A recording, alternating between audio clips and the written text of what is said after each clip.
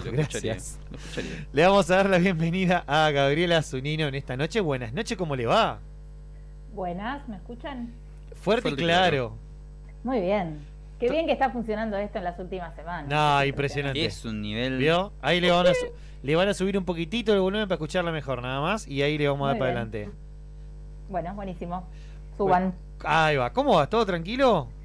Bien, bien. Sobreviviendo a la segunda dosis. ¡Ojo! Así que, Había sí, dicho. ¿Hoy fue? fue ayer a la tarde. Y bueno, por suerte duró menos que la vez anterior, que me tuvo 3 días palmada. Bien. ¿Cuál? Diga. ¿Qué vacuna le dieron? AstraZeneca. Ah, esa era la que golpeaba fuerte. La que golpea fuerte, tal cual. Esquema completo de AstraZeneca.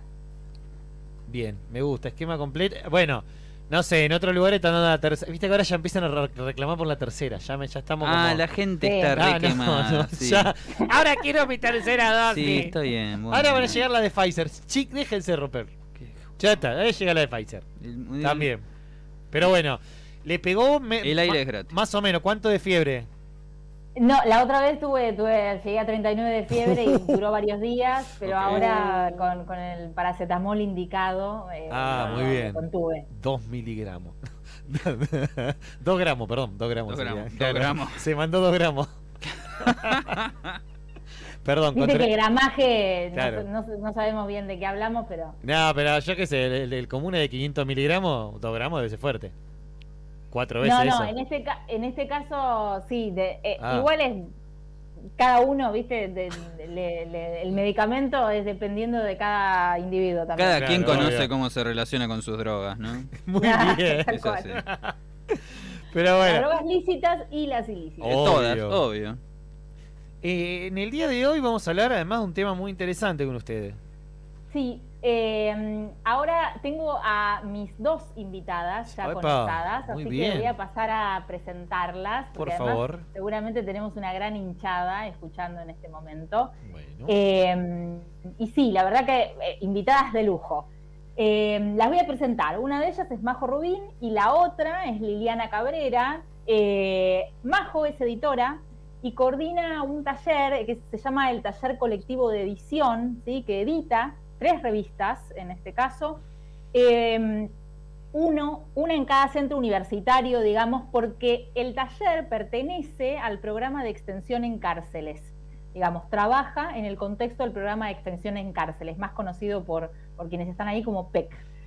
Y se puede ver el trabajo de ellas. Yo dejé en el Twitter también el link, porque la verdad es que hay un trabajo de edición y de publicación de las revistas digitalmente que es muy interesante de chusmear.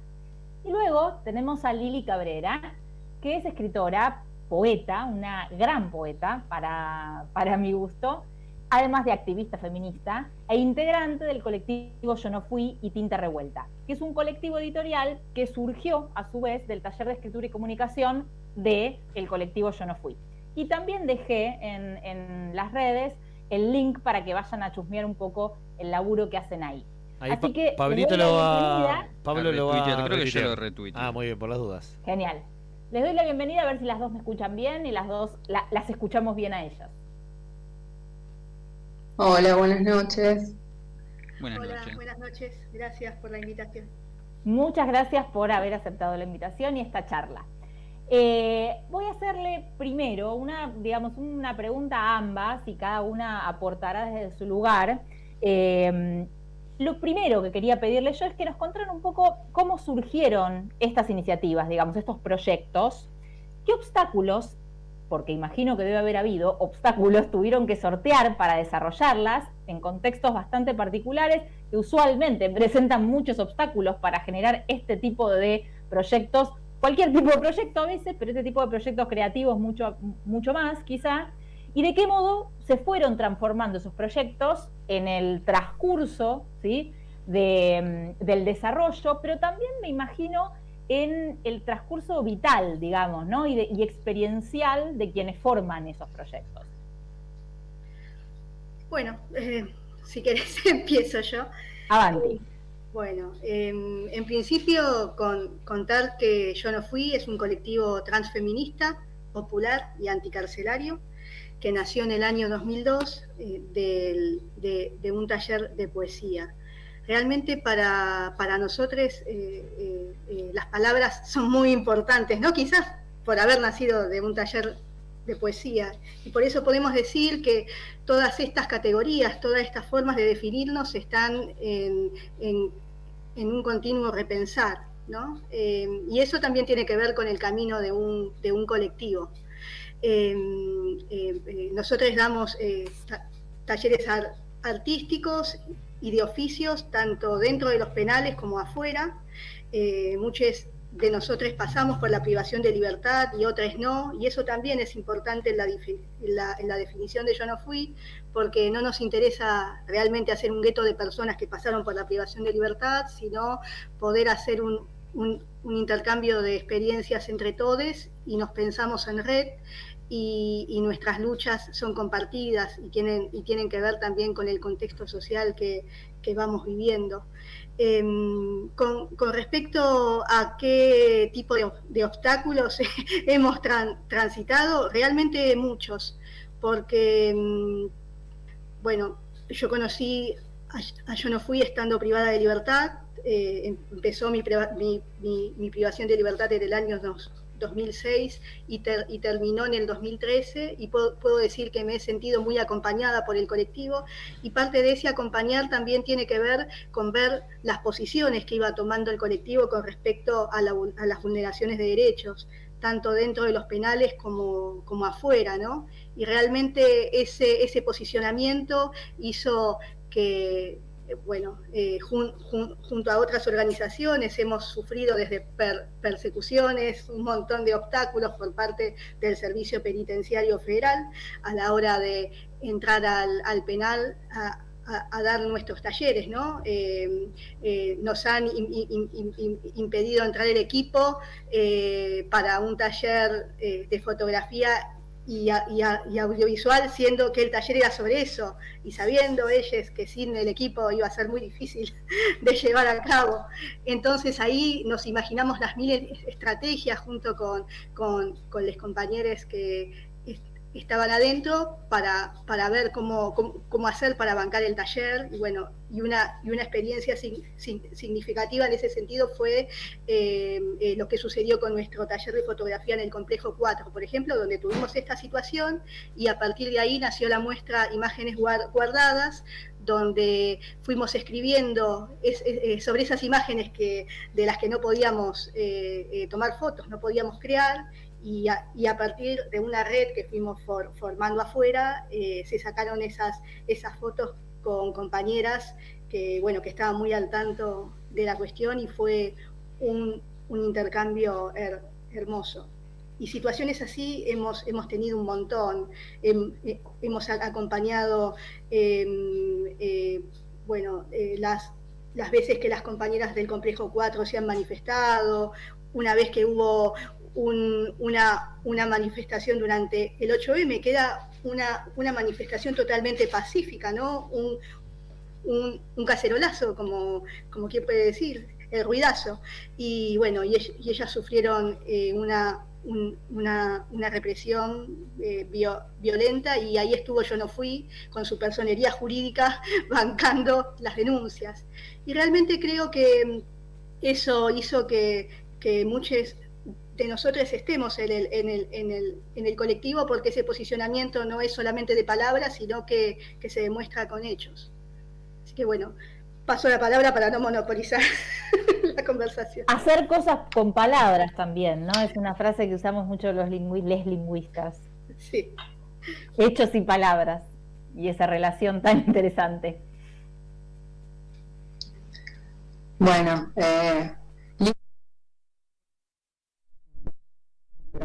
no lo logro. Lili es una referente para nosotros, una referenta. Siempre que habla, yo ahora me siento privilegiada de compartir el espacio, siempre que habla la escuchamos con atención, porque no solo a ella, sino a todas las compañeras de Yo no fui, somos digamos, la organización Yo no fui y el programa de extensión en cárceles tienen sus vínculos ya históricos, podríamos decir, aunque no somos ninguna de las dos, es una organización tan antigua, pero sí un poco fuimos como creciendo a la par o al mismo tiempo. Y siempre es emocionante escucharla. Yo, en realidad, más que del programa de extensión en cárceles, estoy para hablar del taller colectivo de edición, pero también en un punto es difícil escindirlos, digamos, porque el taller colectivo de edición tiene una especie de primer antecedente, o antepasado, vamos a decirlo, no es antecedente, en un primer curso de carácter un poco más académico, si bien era un curso de extensión, que se dictó en el CUD, en 2008, que era un curso de edición sobre edición, del cual de hecho es un antepasado muy, muy legítimo, porque fue el primer espacio donde se editó el primer número de La Resistencia, que La Resistencia, este es el número 20, que lo celebramos mucho, pero en realidad hubo uno posterior, que fue el 21, y La Resistencia es como nuestra revista más antigua y establecida, que se hace desde ese momento en el CUD. Entonces, bueno, ya ahí tenemos una especie de primera semilla que después tomó otra forma y que tomó la forma que es la forma definitiva de alguna manera, o la modalidad más definitiva que tiene el taller en los otros dos espacios donde también trabajamos, que son el complejo 1 de varones y el complejo de Ezeiza, y el complejo 4 de mujeres cis y trans, que también está en Ezeiza, donde editamos Los monstruos tienen miedo. A mí me gusta, vieron que el papel tiene ese algo. Y totalmente. Desatadas es nuestra joyita más joven, porque en Ezeiza 1 empezamos en 2011, 2011, si recuerdo bien, en 2013 más o menos, y en el penal 4, en el complejo 4 empezamos recién en 2019, es decir que hicimos 2 números, porque hacemos 2 números por año, y bueno, y luego llegó la pandemia, ¿no? Pero lo interesante de la transformación que tuvo ese taller, que fue un primer curso académico y después se convirtió en un taller más horizontal, dictado por estudiantes durante mucho tiempo, estudiantes de edición, pero también estudiantes de sociología, de comunicación, digamos, de letras, las personas que se iban interesando en el proyecto, es que sin dejar de ser una propuesta pedagógica, los saberes comenzaron a circular de otra manera.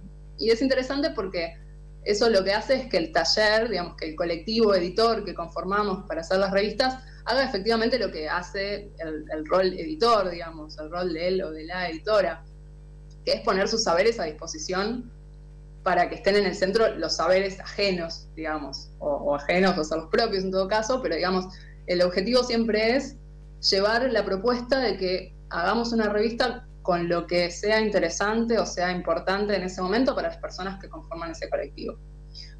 Por supuesto, siempre hay una dificultad propia del contexto que sobrellevamos y contra la cual tratamos de pelear todo lo que podemos, que es que en la medida en la que el taller es una propuesta de extensión, las personas que asistan no necesariamente tienen que ser estudiantes universitarios, lo cual es una gran potencia del taller porque entonces funciona como puerta de entrada al centro universitario, como puerta de entrada a otros estudios posibles, o simplemente a ese espacio en donde hay otras lógicas para vincularse, para estar con otros. Y tanto la propuesta del taller como en general del espacio es tratar de pelearle un poco de terreno a la lógica individualizadora y atomizadora del sistema penal y del servicio penitenciario, digamos. Entonces, bueno, ahí lo que hay es constante tironeo entre me dejan venir, no me dejan venir, pude venir una vez, nunca más pude volver, bueno, pero quedó un texto, quedó una idea, quedó un nombre en algún lado y con eso vamos componiendo la revista. Y en general la primera escena, y con esto redondeo, la primera escena en general de esa situación es charlemos de qué es lo importante y entonces lo importante puede ser desde una medida que tomó el gobierno nacional hasta una dificultad puntual de una persona que no está pudiendo acceder, por ejemplo, a un servicio de salud, ¿sí? Y muchas veces estas situaciones tienden a ser bastante graves. Y entonces el colectivo lo que hace es lo que hace un colectivo, digamos, se apropia de eso que es un asunto de alguien, pasa a ser el asunto de todos. Y entonces eso es lo que finalmente va a construir la revista, porque además de tratar de acompañar esa situación, surge la idea de hacer una nota, de escribir un testimonio sobre esa situación y de muchas veces publicar el modelo de escrito que te sirve para hacer frente a eso. Entonces, porque la revista circula afuera y adentro, digamos, ¿no? Se la llevan las familias, van a los pabellones, nos la llevamos para congresos, ferias, lo que haya. Entonces, bueno, alguien puede llegar a usar ese escrito también. Entonces ahí es donde empezamos a trabajar como sobre la trama comunitaria, ¿sí? Colectiva de ese espacio, y creo que eso es como lo más fuerte que caracteriza a la práctica, digamos, y es interesante pensar que eso también sea parte de la práctica editorial. Yo pensaba cuando las escuchaba a las dos que, digamos, si pudiera como definir un eje común entre las dos historias, las dos experiencias, dado además el contexto de encierro en el que estamos hablando, hay una dinámica de antitabicamiento, ¿no? O sea, es la política del antitabicamiento la que están tratando de llevar adelante en los dos casos, me parece. Esta idea de red, ¿no? y de contacto simbólico y material entre los cuerpos y también entre las palabras, me parece que ahí hay, ¿no? Como, y es claramente disruptiva de lo que propone la política de tabicamiento en los espacios de encierro, me parece, ¿no? Ahí hay como una cosa muy potente, me da la impresión, que me parece que sintetiza parte de las experiencias y también de los obstáculos que marcaron, ¿no? Porque digo, los obstáculos que marcás, Lili, tienen que ver con esto, con pretender impedir, ¿no? Esa práctica colectiva. Sí, totalmente.